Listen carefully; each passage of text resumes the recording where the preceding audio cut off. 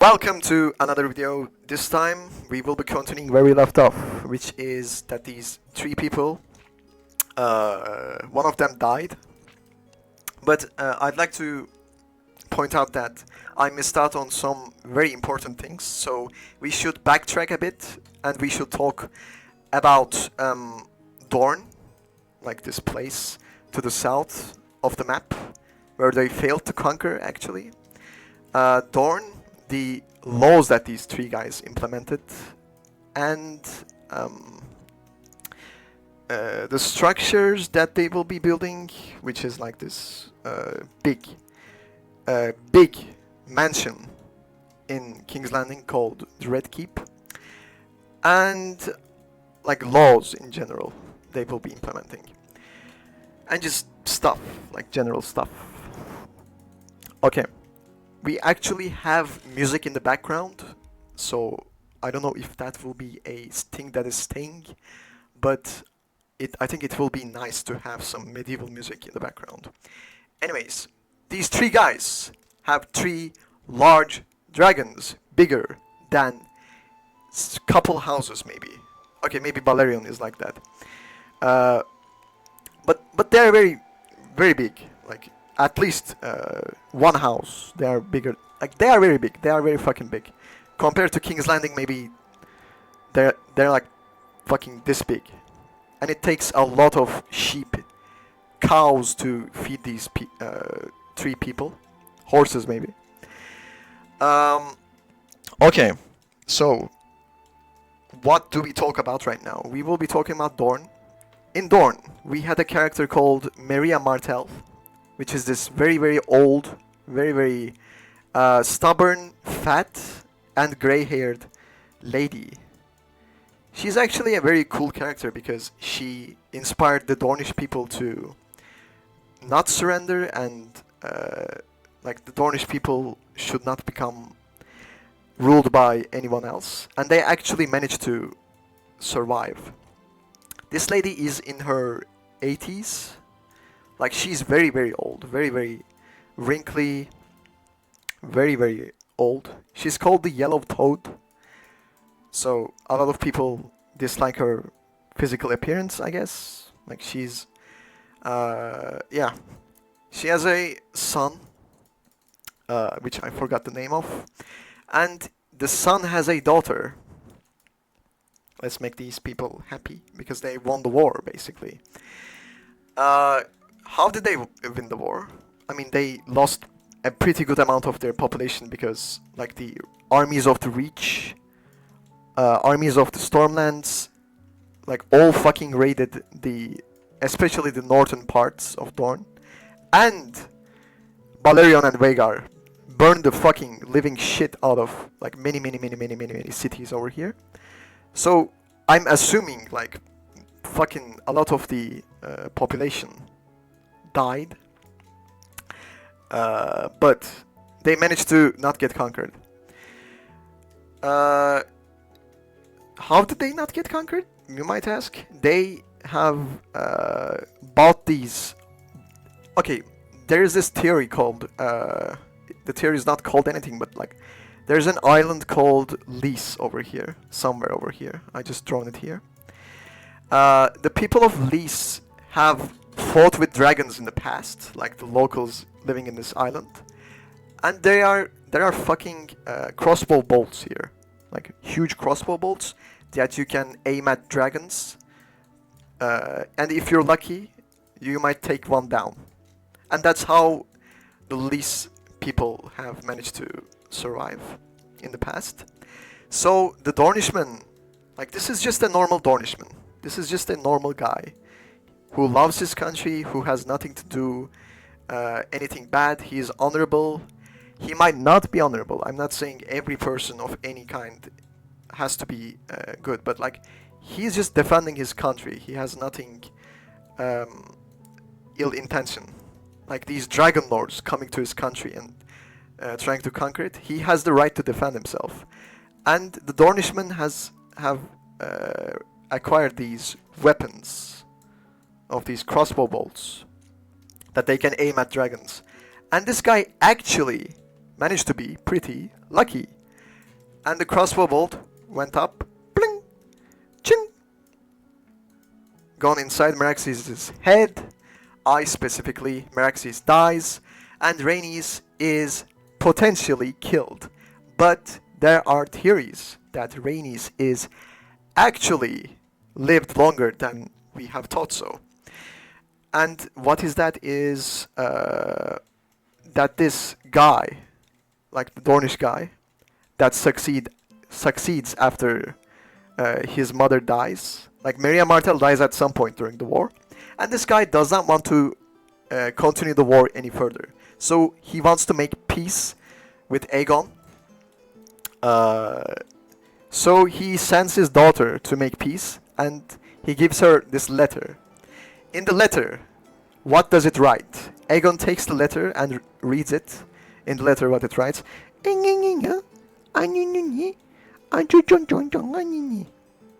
the letter is signed here.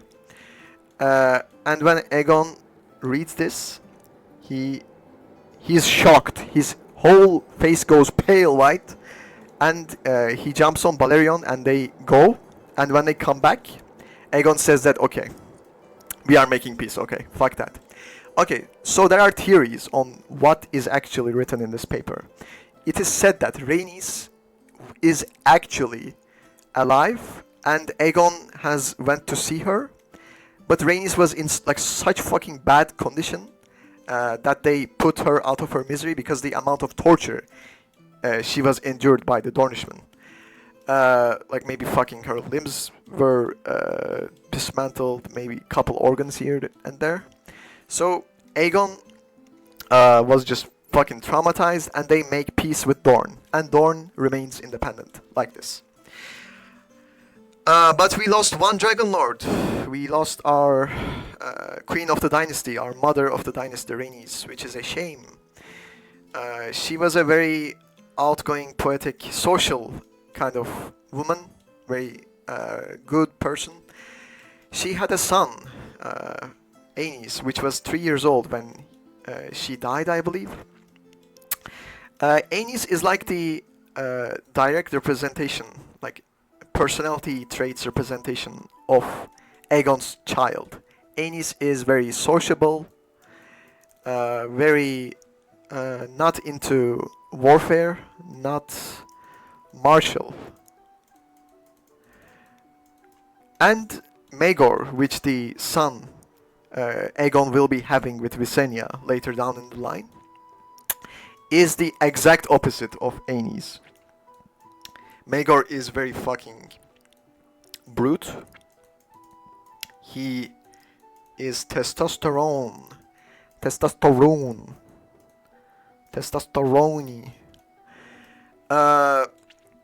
So these are like quite the different characters, like the direct representations of their mothers.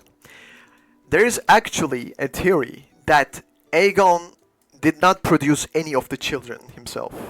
Rhaenys was very into her social life, and like a singer, a bard that she liked might have produced Aenys, you know, like this guy.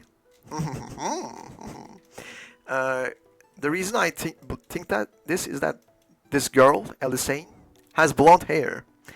You might ask, how will that be possible? Since both the parents had silver hair. It might be that Aenys is carrying some blonde genes from this guy, that the bard that we don't know. And Visenya might have multiplied herself, which, let's come to this theory as well. Visenya might have used dark magic. When she got older, she got very interested in dark magic. So she might have used magic to produce Maegor by herself. Like, she multiplied herself. Okay, how does this theory work? To explain this theory, I drawn a world map of Southeast Asia and Oceania. There's this island called over here, Komod Island. All of the information from this video is from David Lightbringer. He's a YouTuber, which is very nice. He's like a very good dude. Like, he's into A Song of Ice and Fire, and yeah, I don't have anything bad to say about him. And he probably got this theories from Reddit or forums or something like that. So I don't know where this theory comes from, but this is correct. Like, this is the truth. Visenya multiplied herself to create Maegor. Because this woman did not use Aegon's reproductive capabilities as well as Rhaenys, which is an irony, because Aegon is considered the father of the dynasty. Anyways, in this island called Komodo, there are these fucking big animals, which are reptiles, called Komodo dragons. Like, they have these long ass tongues.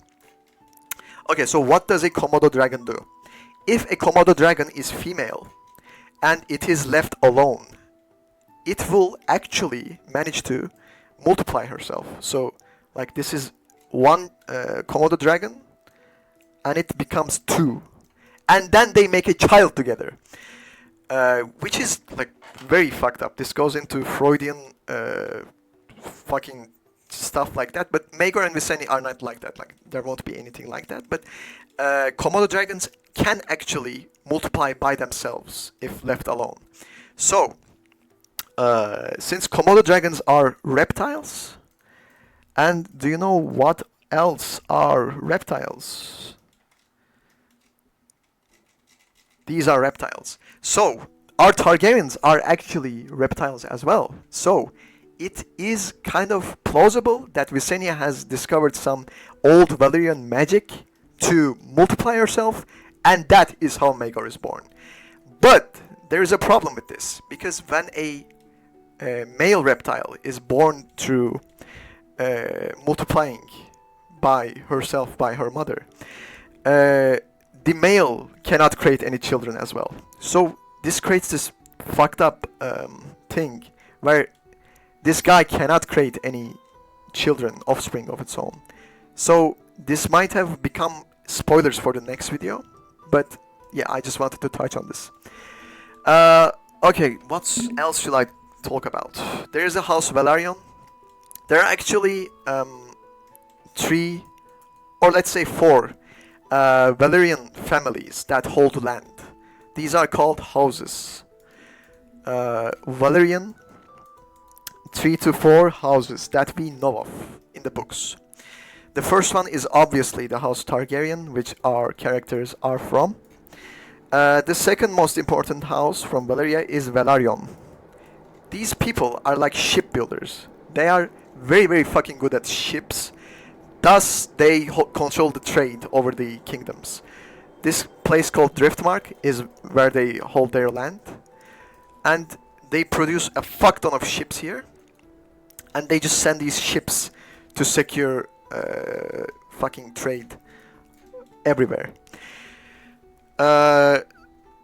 So that's the Velaryons. There's also Celtigars, which are a minor house, but they have the silver hair and the Valyrian purple eyes as well.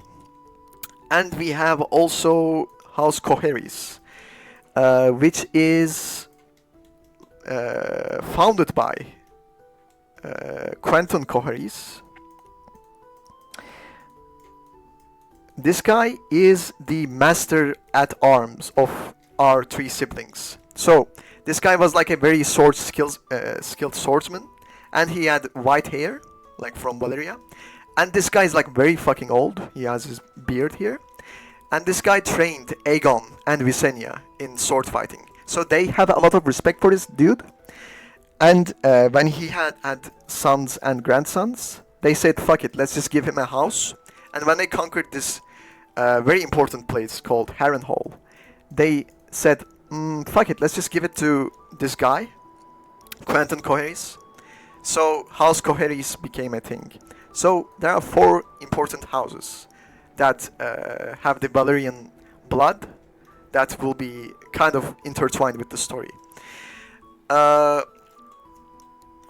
Okay, so what else to talk about? before Rhaenys died, Rhaenys has passed some laws. What are those laws? Okay, so there's a story that there was this guy who got cheated on by his wife. This is his wife, and this is the dude that he's cheating with. And this woman actually has brothers as well. But when this guy found out that she's cheating, there is this rule in all of the Seven Kingdoms that you can beat your wife to death if you caught her cheating, but the stick should not be any bigger than your thumb. So this guy found the biggest stick that is thinner than his thumb and decided to beat her to death. He hit her 100 times and she died. And when her brothers found this out, they were like, what the fuck is going on, man? And they went to Rhaenys, and Rhaenys said that, now we will be passing new laws. There will be no more violence against women in this magnitude. So she implemented the rule that you might only beat your wife 6 times. Because in the religion of the Westerosi people, like south of north, which is like the religion of the 7, you may only beat your wife 6 times. Why is that? Because one of the gods is the manifestation of death. So you can hit her once, twice, 3rd time, 4th time, 5th time, 6th time, but not the 7th time, because 7th time will be guaranteed death.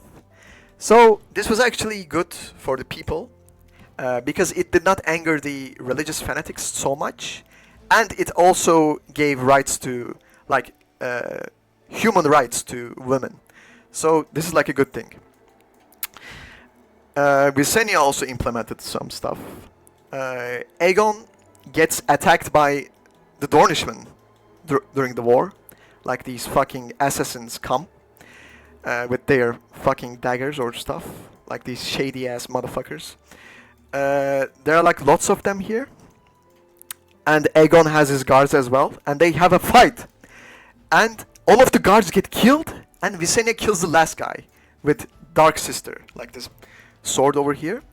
So this is like a terrifying situation. Because we have these 2 Dragon Lords. Very important people. And they have just barely managed to survive. And Visenya says that we need better protection.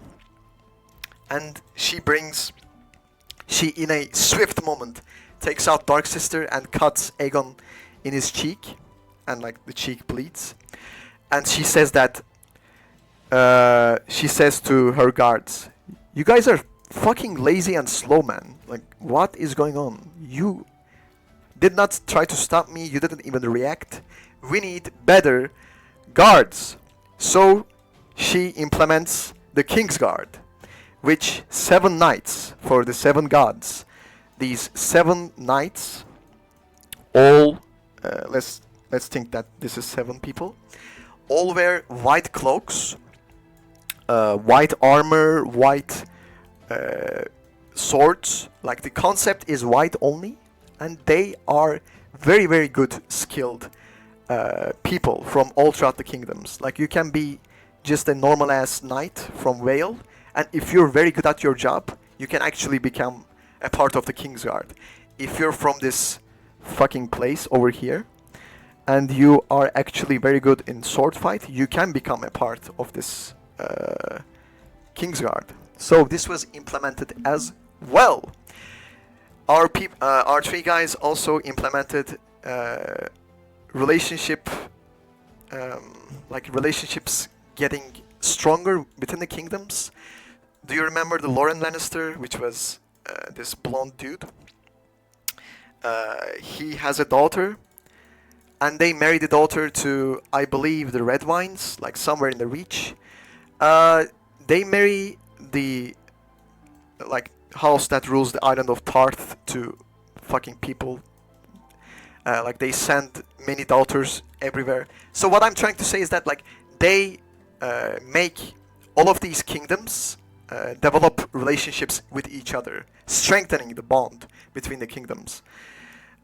They're also building this whole ass castle called the Red Keep, which will become a thing later on. It is still building, still getting built. It will be built during Aegon's reign. It will be built during Aenys's reign. It will be built during Maegor's reign. It will take a long time to complete this, but this will become one of the most wondrous structures in the whole world.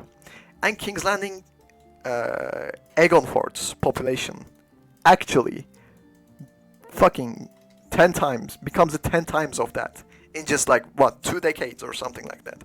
It is astoundingly growing fast. It was just a couple of houses in a village, and then it becomes this huge ass fucking city because of the amount of people that they are gathering from all of these kingdoms.